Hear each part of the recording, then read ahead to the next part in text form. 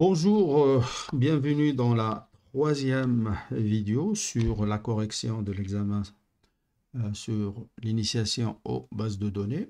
Et donc on termine avec l'exercice 3 où nous allons développer un certain nombre de requêtes SQL. Donc je vais commencer d'abord par l'énoncé. On souhaite construire une base de données gérant des revues et des articles et les articles de ces revues. Une revue est caractérisée par un nom et une périodicité. Chaque revue paraît sous la forme de numéros et chaque numéro étant identifié par un nombre relatif à la revue et à l'année en cours. Exemple, le numéro 12 de Linux Magazine en 2003 est différent du numéro 12 de Linux Magazine en 2004. Un numéro est également caractérisé par un nombre de pages. Chaque numéro contient des articles écrits par un ou plusieurs auteurs. Un auteur est caractérisé par un nom, un prénom, ainsi qu'un email. Chaque article possède un titre et un contenu. Un même article peut apparaître dans plusieurs numéros d'une même revue ou de différentes revues. Lorsqu'un article apparaît dans un numéro d'une revue, il a une page de début et une page de fin. Comme ça, on peut localiser exactement l'article dans la revue. Alors, l'ingénieur a établi la base de données composée des tables suivantes. Donc, j'ai 6 tables qui comportent un certain nombre de propriétés. Alors, l'objectif de cet exercice est de développer un certain nombre de requêtes SQL qui répondent à un certain nombre de questions. Donc, ce que nous allons faire, nous allons voir la correction et en même temps, j'ai préparé sur Management Studio de SQL Server la base de données et donc la requête, en fait, on va la tester pour voir est-ce qu'il donne la bonne réponse. On commence par la première question. Sélectionnez tous les noms de revues et leur périodicité, triés par ordre alphabétique des noms de revues. Donc déjà pour voir à partir de quelle table il faut aller chercher l'information, ici je reprends donc les différentes tables que j'ai dans ma base de données et donc on me demande le nom de la revue et la périodicité. Et or, ces deux champs-là, ils se trouvent sur la même table revue. Donc ici, c'est une requête qui est très très simple. Select non-revue, périodicité, from, revue. Et puis, on me demande de présenter le résultat par ordre alphabétique des noms de revues. Et donc là, je vais dire order by non-revue. Et en plus, je précise que ça doit être dans le sens ascendant. Et donc, ce que nous allons faire, on va switcher vers SQL Server pour vérifier cette requête. Voilà. Donc, nous voilà sur Microsoft SQL Server Management Studio. Donc, j'ai déjà créé la base de données examen 2024 avec les 6 tables. Je clique sur New Query et je vais coller la requête que nous avons vue. Et donc, on l'exécute. Et donc là, l'exemple que j'ai pris, j'ai deux revues, une Nature et l'autre Science. Et les deux, ils ont des revues mensuelles. Donc voilà. Voilà la réponse à la première question. Deuxième question. Sélectionnez tous les titres d'articles pour la revue Nature publiée dans le numéro 11 de 2013. Alors, on me demande les titres d'articles. Alors, j'ai un tout petit problème. Le titre, je le vois sur deux tables. OK? Donc, je peux le récupérer à partir de la table article ou bien à partir de contenu numéro. En plus, on me dit que la revue, c'est Nature. Or, le nom de la revue, je la trouve dans la table numéro. OK, publié dans le numéro 11. Numéro, il se trouve dans la même table, numéro. Et année 2013, donc il se trouve dans le numéro. Et donc là, je peux récupérer soit le titre à partir de contenu numéro et et par chance, j'ai la clé numéro ID qui est la même ici et là, donc je peux joindre les deux tables en utilisant ces deux champs-là, ou bien récupérer le titre à partir d'articles et chercher avec quoi, c'est-à-dire ajouter d'autres tables pour créer une jointure globale. Et donc là, la solution, c'est très très simple. Je vais utiliser numéro et contenu numéro. La jointure, c'est sur ce champ-là. Et puis, je récupère le titre, le numéro, l'année et le nom de la revue, c'est Nature. Et donc, c'est ce qu'on a fait ici. Donc, select titre, from numéro, inner join, contenu numéro, on, numéro, point numéro ID égale contenu numéro ID. Et maintenant la condition, where, numéro de la revue c'est Nature, le numéro c'est 11 et l'année c'est 2013. Et voilà. Alors sur Management Studio, donc j'ai copié la requête, je l'exécute et voilà, donc j'ai 3 titres dans l'année 2013, numéro 11 et la revue Nature. Bien sûr, j'aurais pu créer la jointure autrement, donc je vais dire from numéro virgule contenu numéro, et dans ce cas-là, on va utiliser le produit cartésien pour éviter le produit cartésien. On va dire, on ajoute la condition de jointure. Et donc, on va avoir exactement le même résultat. 3 articles dans ce numéro-là. Voilà. Troisième question, sélectionnez tous les noms d'auteurs et leurs adresses email pour les auteurs qui ont écrit plus de 5 articles. Donc là aussi, nous allons identifier quels sont les champs dont on aura besoin. Les noms d'auteurs. Le nom auteur, je le trouve sur la table auteur. Voilà. Leur adresse email, et c'est sur la même table. Et puis pour les auteurs qui ont écrit plus de 5 articles. Et donc, pour connaître les titres d'un auteur donné, en fait, j'ai la table article par auteur. Et donc là, je vais créer une jointure entre auteur et article par auteur. Comme ça, je vais voir quels sont les articles qui ont été écrits par un certain auteur. Et donc la requête, c'est simple, select auteur.nom-auteur, virgule auteur.email, from auteur, virgule article par auteur, where condition de jointure. Bien sûr, cette même requête peut être écrite from auteur, inner join article par auteur, on article par auteur.auteur ID égale auteur.auteur ID. Mais là, on l'a fait de la manière la plus simple. Donc, je parle de la jointure.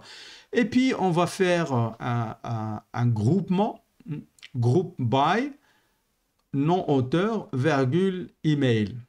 Et puis, on va ajouter comme condition, après l'agrégation, il faut que le nombre d'articles soit supérieur strictement à 5. Donc, voilà la réponse. Alors, nous allons switcher vers SQL Server. Donc, j'exécute la requête et je trouve qu'il y a un seul auteur. Bon, le nom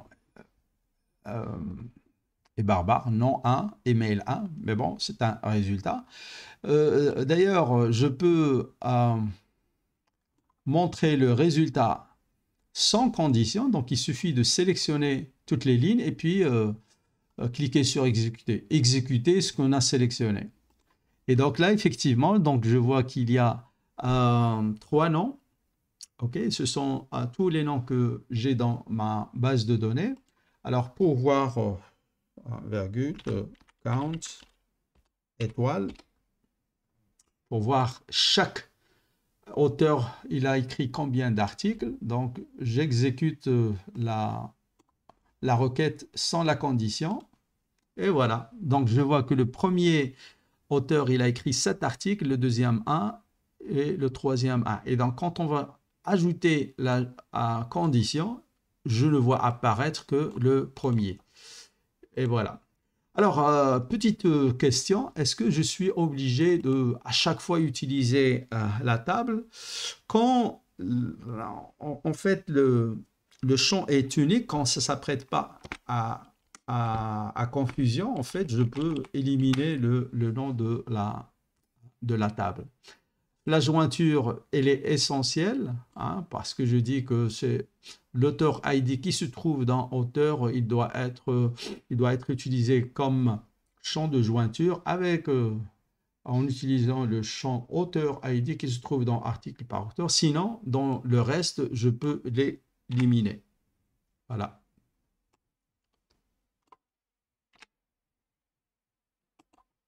Et bien sûr, on va obtenir exactement le même résultat. Quatrième question. Sélectionnez tous les numéros de revue et le nombre d'articles publiés dans chaque revue, triés par ordre décroissant du nombre d'articles. La liste doit comporter comme en tête revue, virgule, non article. Alors, comme d'habitude, nous allons identifier tous les champs demandés. Donc, on demande les numéros des revues, les numéros de revue et le nombre d'articles publiés dans chaque revue, triés par ordre décroissant. Alors, les numéros de revue, en fait, c'est le nom de revue. Donc, j'ai le nom de la revue et le nombre d'articles. Donc, dans chaque...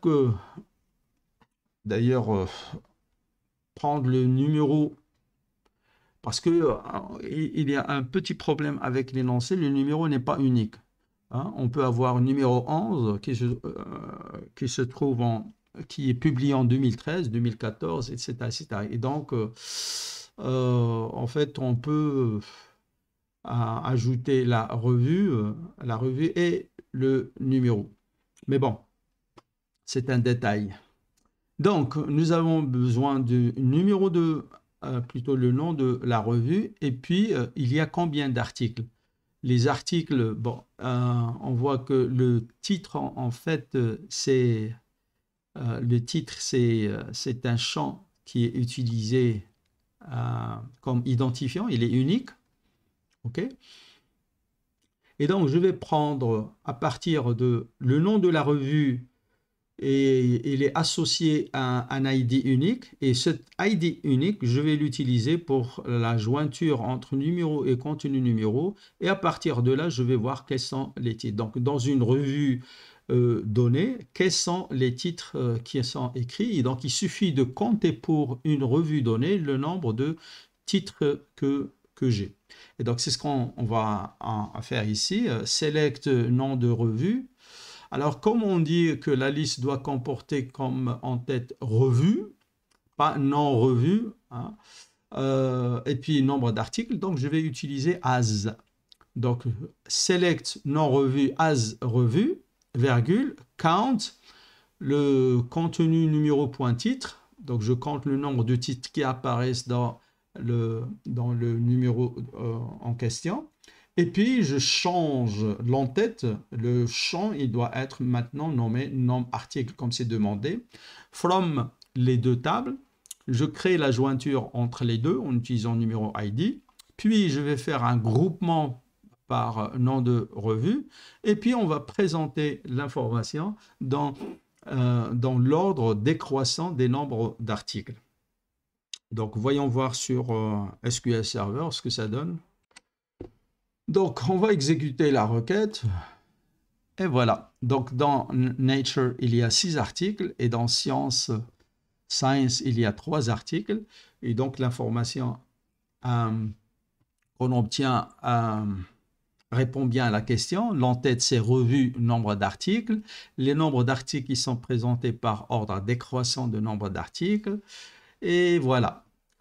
Alors, comme tout à l'heure, bien sûr, je suis pas obligé d'utiliser le nom de la table puisque les champs ici, ils sont uniques. Par contre, ici, il faut les garder. Là, je peux m'en débarrasser et voilà. Voilà. Donc, bien sûr, j'obtiens le même résultat. Question 5, dernière question. Trouvez le ou les auteurs. On voudrait juste l'auteur ID. Je ne m'intéresse pas au nom. Juste l'auteur ID, c'est juste pour simplifier la requête. Pourquoi? Parce que voilà, l'auteur ID, je le vois directement dans article par auteur. Ok, donc sinon, si je demande le nom de l'auteur et le prénom, il faut que je crée une jointure entre article par auteur et auteur. Et là, ça ne m'intéresse pas. Alors, on voudrait juste l'auteur ID les auteurs qui ont écrit le plus grand nombre d'articles, le ou les auteurs qui ont écrit le plus grand nombre d'articles. Euh, donc, ce on va faire, donc select author ID, donc chaque auteur, on va compter le nombre d'articles, on va appeler le résultat nombre d'articles, et donc on va récupérer l'information directement à partir de cette table, article par auteur. On va créer une agrégation sur auteur ID, et puis on va créer une condition. Donc, quelle est la condition? Donc, having, ce que nous avons ici, having count étoile supérieur ou égal all. Et là, on va présenter le nombre d'articles qui sont écrits par chaque auteur. Donc, pour chaque auteur, nous allons avoir un. Et donc, le ou les auteurs qui ont écrit le plus grand nombre d'articles, le nombre d'articles qu'ils ont écrits, il doit être supérieur ou égal à au nombre d'articles qui sont écrits par les autres auteurs. Alors, voyons voir ce que ça donne sur SQL Server. Donc voilà, j'exécute la requête. Il y a un seul auteur qui a écrit 7 articles, donc ça vérifie bien la condition.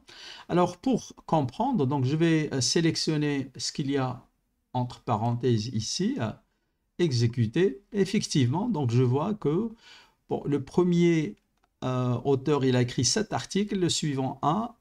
Et donc celui qui a écrit le maximum, c'est bien le premier. Et donc, ce qu'on va faire, on va prendre donc ici cette requête, je l'exécute. Donc j'ai l'auteur 1, il a écrit 7, le 2, il a écrit 1, et le 3, il a écrit un seul article. Donc, qui est l'auteur qui a écrit le plus grand nombre d'articles? Bien sûr, c'est le premier. Il faut que le nombre d'articles qui correspond à count étoile, il soit supérieur supérieur ou égal individuellement à chacune des lignes ici qui est donnée par la requête qui est entre les parenthèses de all. Voilà. Donc 7, il est supérieur ou égal à 7, il est supérieur strictement à 1, il est supérieur à 1.